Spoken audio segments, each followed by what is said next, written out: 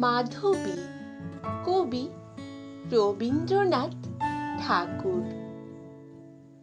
বসন্তের জয় রবে, দিগন্ত কাঁপিল যবে, মাধবী করিল তার সজ্জা। মুকুলের বন্ধ টুটে বাহিরে আসিল ছুটে, ছুটিল সকল তার লজ্জা। অজানা পান্থের লাগি নিশি নিশি ছিল জাগি, দিনে দিনে ভরেছিল অর্ঘ্য। কাননের এক ভিতে নিভৃত পরাণটিতে রেখেছিল মাধুরীর স্বর্গ।